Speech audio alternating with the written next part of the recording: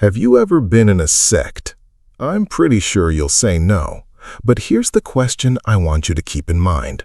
What if the sect isn't about Moon, David Koresh, or the white-robed men on the mountain? What if it's simple?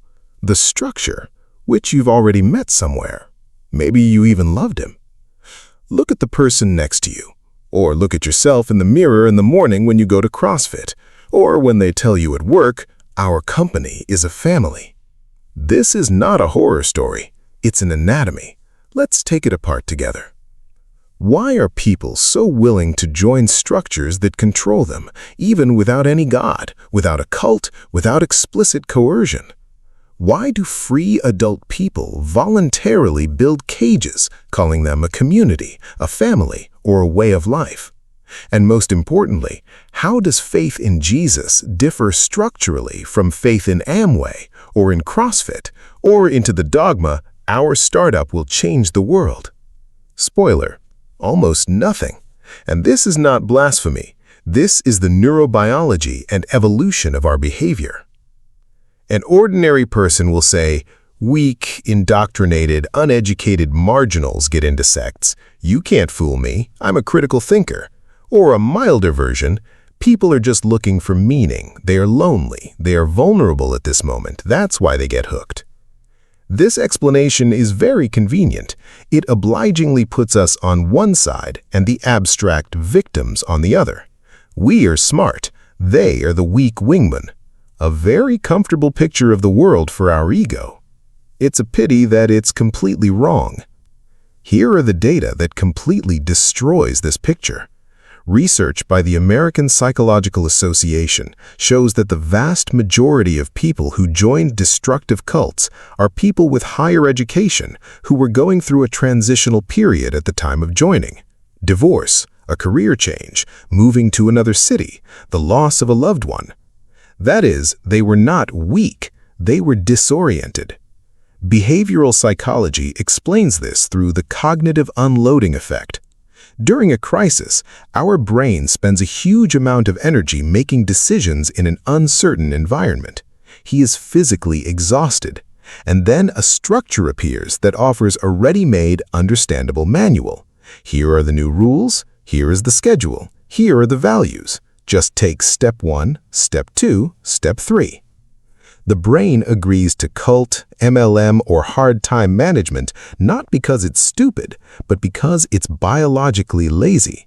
It chooses the most energy-efficient way to escape from stress. They don't catch us. We come by ourselves because our minds are genetically programmed to seek predictability and belonging to the pack. Anthropologist Robin Dunbar proved in the 1990s that the volume of our neocortical cortex physically limits the number of social connections. We can simultaneously keep in mind the context of relationships with about 150 people. This is the famous Dunbar number. But to prevent this group of primates from gnawing at each other, evolution has sewn 3 behavioral markers into our minds: identity, hierarchy, and ritual. Remove God from any religion, and you will see this pure biological skeleton. Identity, the answer to the question, who am I? Our mind calms down only when it receives a marker. I'm one of us. It doesn't matter who we are, Orthodox, CrossFitters, vegans, or Herbalife distributors. Hierarchy, it is vital for us to know our place in the pack. Who is the leader? Who is my equal? What status to strive for? Belts in karate, grades in IT corporations, ranks in MLM, elders in the church are absolutely identical behavioral ladders for our ego. Ritual is a synchronous, repetitive action. Sunday Mass, morning training, WOD in the gym, weekly Zoom with the team. Why do we need rituals? This is pure biochemistry.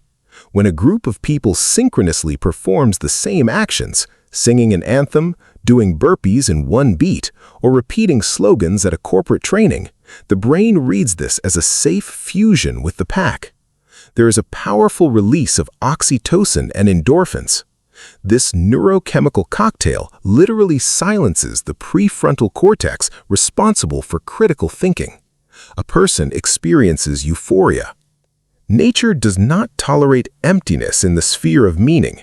If you remove the classical God from this scheme, the brain will instantly substitute any other surrogate in his place. Look at the internal mechanics of any major MLM company: Amway, NL, Faberlic.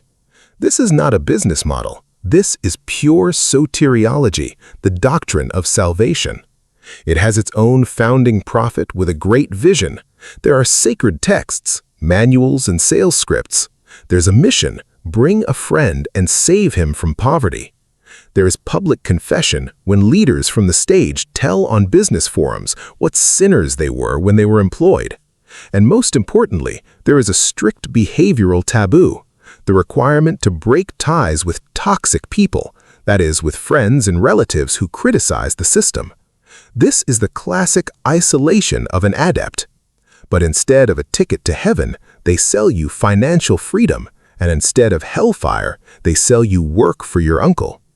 A separate behavioral phenomenon is digital conspiracy societies, from flat earthers to witnesses of the global conspiracy. A cognitive distortion called the illusion of unique knowledge is exploited here. The brain loves to feel superior. Millions of people are sleeping zombies, but me and my Telegram group know the truth. Leaving such a community is incredibly difficult, not because the arguments are logical, but because leaving means an instant loss of identity. To admit that you were wrong is to experience social death within your micro-pack.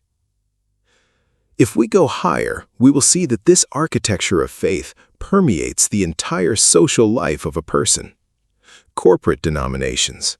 The phrase, "we are one big family," is a favorite tool of psychological manipulation. The family does not go home at exactly 8 p.m. The family does not require overtime pay. The family is ready to endure difficulties for the sake of a common future. The corporate culture of Apple, Google, or Tesla is a modern denomination which has its own icons, its adherents, and its heretics. Any former employees who dared to take out the trash from the hut. Fitness cults. Veganism as a rigid ethical dogma, or CrossFit as a closed fraternity. When a person overcomes physical pain on an ultramarathon, his brain experiences what ancient shamans called transcendence, transcending the physical self. The surroundings have changed, but the behavioral pattern has remained primitive: purification through suffering. And now, the main paradox, for the sake of which we analyzed all this. We used to think that religion is necessarily a belief in the supernatural, in gods, angels, or the afterlife. And it seems to us that a modern, educated, secular person who does not go to churches has completely freed himself from this. But religion is not content. Religion is an evolutionary form of our thinking. It is a neural architecture that has been forged for hundreds of thousands of years. Our brain physically cannot function without dividing the world into our own and someone else's, into the sacred and the mundane. Therefore, a modern intellectual is not a person without religion. It is a man whose religion has a different name. When you're foaming at the mouth defending the Institute of Mindfulness, evidence-based medicine, free market ideals, or liberal values, your brain uses the same evolutionary rails. You divide people into orthodox, correct, intelligent, conscious, and heretics, ignorant, stupid, toxic, in the same way. You use the same mechanisms of intellectual superiority as a medieval inquisitor. Denying your involvement in cults is not a defense. The only defense is awareness of the structure itself. Only when you see a cage do you get a choice: stay in it, change it from the inside, or exit. I started with a question: have you ever been in a sect? Now you have the tool to answer it honestly. Ask yourself the question, what structures are shaping my behavior and my identity right now? Who is my prophet? What is my sacred text? Who do I subconsciously consider a heretic, and for what? This is not a call to destroy everything around you and go live in the forest. Man is a gregarious animal, and biologically we cannot exist outside of semantic structures. This is our nature, not our weakness. But the difference between a healthy community and a destructive cult is just one behavioral detail.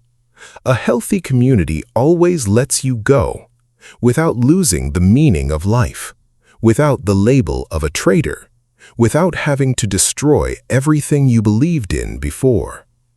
Conduct an audit of each structure in which you are a member, not to be scared, and in order to finally start choosing on your own.